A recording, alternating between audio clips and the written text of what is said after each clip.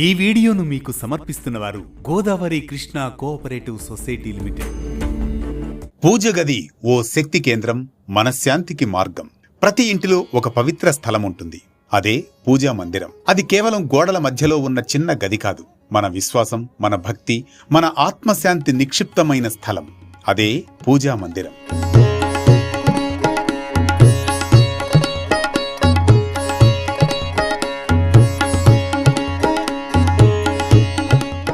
హిందూ సనాతన సంస్కృతి సంప్రదాయంలో గృహ దేవాలయాన్ని దైవశక్తి నివాసంగా భావిస్తారు. ఇక్కడే మనం ప్రార్థిస్తాం, మనసును ప్రశాంతం చేసుకుంటాం, జీవితంలో ఎదురయ్యే కష్టాలకు ధైర్యం పొందుతాం. కానీ ఈ పవిత్ర స్థలం సరైన ప్రదేశంలో లేకపోతే అదే మన జీవితంలో అసమతుల్యతకు కారణమవుతుందని వాస్తు చెబుతోంది. వాస్తు ప్రకారం వంటగది అగ్నితత్వానికి సూచిక, పూజాస్థలం మాత్రం శాంతి, ఆధ్యాత్మికతకు ప్రతీక. ఈ రెండు శక్తులు పరస్పర దిశల్లో ఉంటాయి.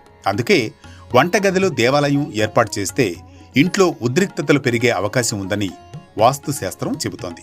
ఇక పడక గది అనేది వ్యక్తిగత జీవితం, విశ్రాంతికి సంబంధించిన ప్రదేశం. దేవతల స్థానం మాత్రం పవిత్రత, నియమశీలత కోరుతుంది. అందువల్ల ఈ రెండూ కలవడం వాస్తుపరంగా అనుకూలం కాదని భావిస్తారు. ఇది మనసులో అశాంతిని కూడా కలిగించవచ్చు. వాస్తుశాస్త్రం ప్రకారం ఈశాన్యం అంటే ఉత్తరం, తూర్పు మూల పూజ గదికి అత్యంత శుభప్రదమైన దిశ. ఈ దిశలో సానుకూల శక్తి ప్రవాహం అధికంగా ఉంటుంది. ఇక్కడ ఏర్పాటు చేసిన పూజా మందిరం ఇంటికి శాంతి, శ్రేయస్సు, ఆనందాన్ని అందిస్తుందని నమ్మకం. మరోవైపు దక్షిణ దిశను నివారించాలి.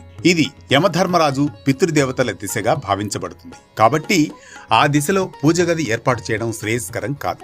పూజ గది నిర్మాణం మాత్రమే కాదు, దాని నిర్వహణ కూడా అంతే ముఖ్యం. ఒక చెక్క పీఠం లేదా ఎత్తైన స్థలంలో ఏర్పాటు చేయాలి పూజా మందిరాన్ని. ఇక్కడ ప్రతిరోజు శుభ్రత పాటించాలి. చుట్టూ ప్రశాంత వాతావరణం ఉండేలా చూసుకోవాలి. ఎందుకంటే పవిత్రత ఉన్న చోటే దైవం నివసిస్తుంది. ఈ పూజా మందిరం కేవలం ఒక మూల కాదు, అది మన ఆత్మకు ఆశ్రయం, మన విశ్వాసానికి ఆధారం. వాస్తు సూత్రాలు మనకు మార్గదర్శనం మాత్రమే కాని నిజమైన శాంతి మన భక్తిలోనే ఉంది. పవిత్రతతో, నియమంతో, విశ్వాసంతో మన గృహాన్ని దేవాలయంగా మార్చుకుందాం. ఇవి పూజా మందిరం వాస్తు విశేషాలు. ఇలాంటి మరో భక్తి రాగం, ధర్మ దీపంతో మళ్లీ కలుద్దాం రేపటి పరమార్థంతో.